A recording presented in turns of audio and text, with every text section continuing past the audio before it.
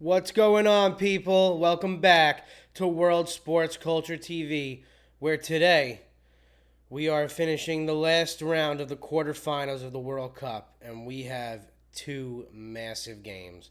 As you can see, I'm wearing my Barcelona Messi jersey, and we got the three Lions, baby. Let's go, England. Let's go, Argentina. You all know who I'm pulling for. Let's go over these games. Just going to do a little preview of what I believe is going to happen in these games and getting ready for a big day in the World Cup. And in the world of sports in general, you got UFC tonight. You got baseball all year, all summer round, I should say, in America. So just getting ready for a big sports day here in the States. But none of that matters except for England versus Norway to start. Harry Kane versus Erling Haaland.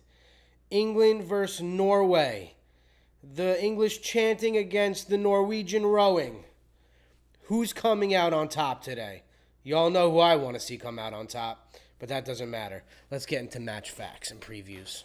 So, nobody's been able to stop Holland this tournament, and only, I believe, Ghana has been the only team to stop Harry so far. So, we are on a collision crash course for these two boys to absolutely come head to head in the World Cup quarterfinals. I think it's going to be an unbelievable game. I don't see a clean sheet. I think both teams will score. I do think Holland will get on this score sheet. I do think Harry will get on the score sheet. And I think this is going to make for an instant World Cup classic.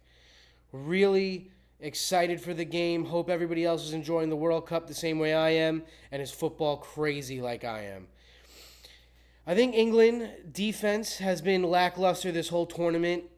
We gave up two to Croatia. We gave up one to the DR Congo early. Mexico put two past us.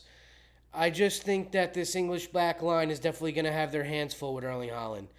I am nervous that Norway will take it to us a little bit. But at the same time, I think the hardest test for us to this point has been the Azteca, dealing with the crazy fan base that Mexico has, keeping us up at night with fireworks and loud music, booing us off the ball constantly during the game, the high altitude at the Azteca, the unbelievable record that Mexico has playing at the Azteca, and the red card that we got. And we were able to face all that adversity and fight.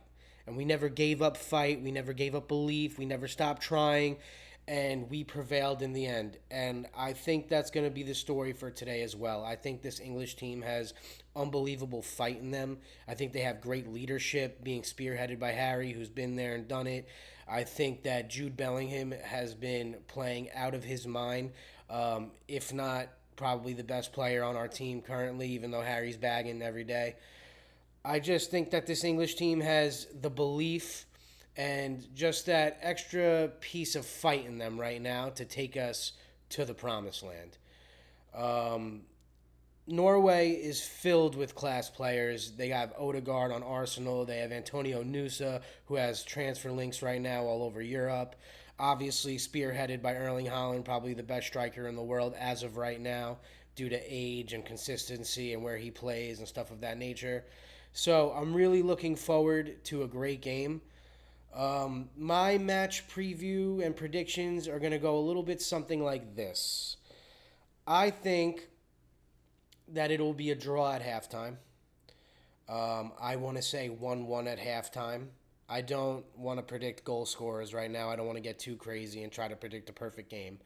But I do think that we will get some fireworks in the first half. I think it'll be 1-1 heading into halftime, and people all over the world and around my country thinking this is a game. This is definitely a game we have on our hands right now. I think second half will come out, and I think England will probably be pressing a little bit harder than Norway come second half because they just have more to lose, and they have a little bit more belief in them right now and really expect themselves to get to the next round. Where Norway are kind of been on a Cinderella run. I don't know how many people had Norway making it to the semifinals this World Cup. So I think England have higher expectations and more pressure on them to actually perform to a certain level. So I do think England will come out second half and feel those expectations and feel that pressure on them and really try to start pushing for the next goal. where I do think England will score that next goal, and I think that we'll approach the latter stages of this game in squeaky bum time for us English fans. I think we'll be winning a game 2-1 come 75th minute, 80th minute, really trying to close this game out. And then I think Norway will get an equalizer, bringing us back down to earth.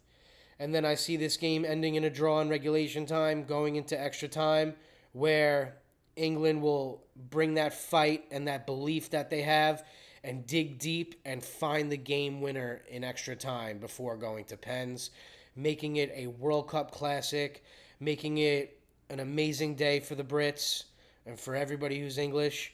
And I think Harry Kane gets to the semifinals, and I think we send Holland and Norway rowing home. Now, nothing to disrespect Norway. I think they're an unbelievable country. They've taken America by storm with their fan base. Norwegian gear is sold out of every Dick's and all these different sporting stores. You can't find any Norway gear. You can't find any Holland jerseys.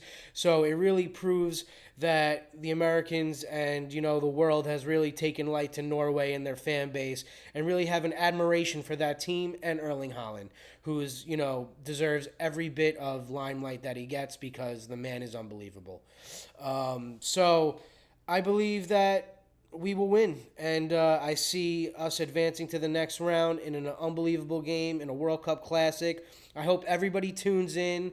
I hope everybody has their gear on, their English scarves, their hats, their jerseys. I'll be drinking out of a David Beckham cup all day just to bring a little bit more luck than they need. Cheers. That's that. And then after that game, we are blessed to watch, in my opinion, the greatest of all time, Lionel Messi. I went to the camp now and watched this man bag a goal from outside the box. I bought this jersey at the game. It's got Messi on the back. I've got different little trinkets from there as well, like this Barcelona replica stadium. So as you can tell, I'm a big Messi guy. I'm a big Barcelona guy as well. And I'll be rooting for Argentina. Now, this Switzerland team is nothing to be slept on, especially after seeing the recent form of Argentina, barely scraping away against Egypt in a very controversial game. People want to say that it's rigged for Messi, it's rigged for Argentina, the refs are working against every team that goes against Argentina. Listen, I'm not here for those antics. Are there questionable calls in most games? 100%. Do sometimes things go away of one team that might, decide the fate of that game? 100%. But at the end of the day, is it rigged that Messi puts the ball into the back of the net? Did somebody help him put the ball in the cage? Did somebody help Enzo Fernandez hit that wonderful header into the back of the net? At the same time, you have to give credit when credit is due. Argentina scored 3 goals. It's, Egypt, they gave up those 3 goals. Even though they didn't get a goal given to them that was controversial, could have been a goal for them, but it ended up being taken back for a penalty further down the pitch. It is what it is. You can't concede. Don't concede 3 goals in the final, 10 minutes of the game, and you're moving on. Nobody's going to take that away from you. So I'm not here to hear about this rigged nonsense with Argentina. It is what it is. Obviously, when you're a GOAT like Messi or Ronaldo, you're going to have calls go your way sometimes. It just comes with the nature of being the best and having that status around you and having that spotlight on you.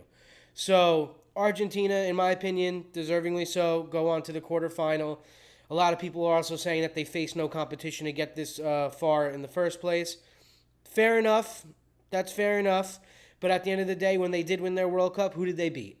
They beat the number 1 ranked nation in France in the World Cup final. So, no, it's not rigged that Messi won a World Cup. He had to beat the best to do it. And he scored that game and also bagged his pen in the PKs. So, it is what it is. Now, Argentina versus Switzerland, I actually think it's going to be a tight game. Argentina, like I just said, had a little bit of an issue scraping by Egypt. They also had a hard time with Cabo Verde, I believe it was, who brought them into extra time and hit a couple worldy goals. So Argentina really hasn't been looking as strong as people think they are, in my opinion. And I think Switzerland will give them a run for their money. I see this game coming down to a late winner by Argentina, maybe in regulation, or going into pens if it goes Switzerland way. I think Switzerland wants to drag this game into penalties and give themselves the best shot of winning, where they've already won in penalties in this tournament against Colombia. So Switzerland has proven to be a very good team. Their center midfielder, I believe his name is Manzawi. If I pronounce that wrong, I'm sorry. But he's excellent. He's 20 years old, and he's linked to a move to Newcastle in the Premier League right now. They have Breel Mbolo, who's been a pretty good striker in European football for a little while now.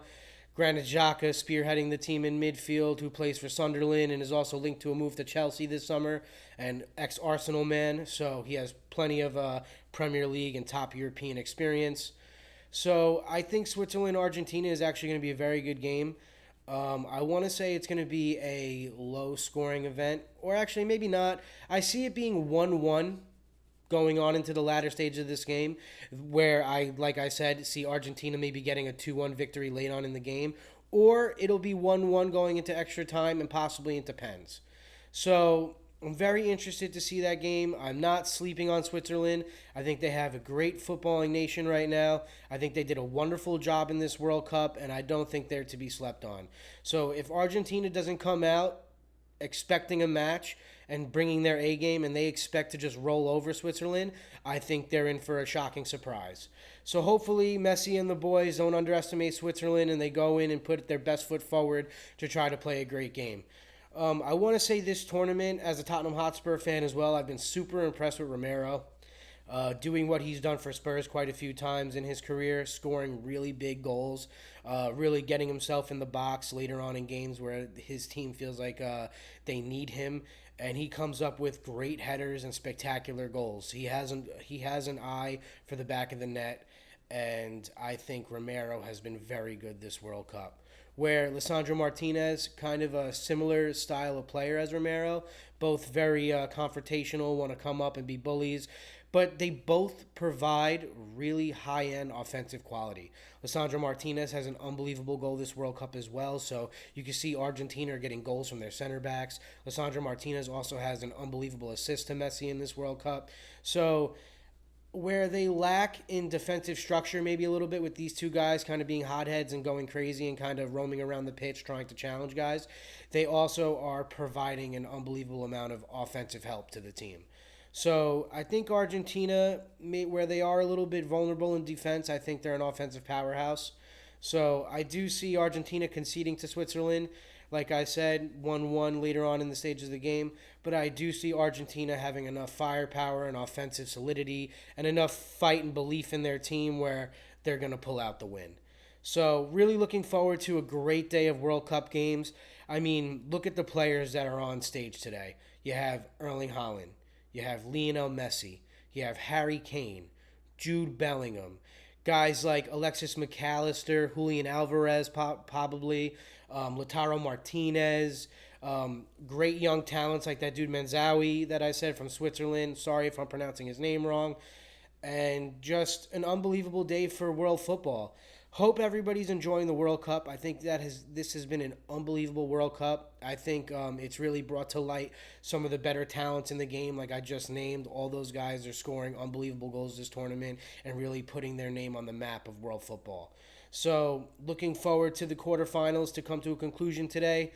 My predictions for the semifinals are obviously England and Argentina, and then on the other side of the bracket you have France versus Spain. So it's really making out for a unbelievable World Cup final that we can get looking forward to as well in MetLife in New Jersey. So yeah, that's about it for me today. If you like the content, if you're having a good time listening to what I have to say on the page, please drop a like, subscribe to the page, drop a comment. I would love to answer any comments that anybody has to my hot takes or cold takes, whatever you want to say. But until next time, YouTube, let's go England!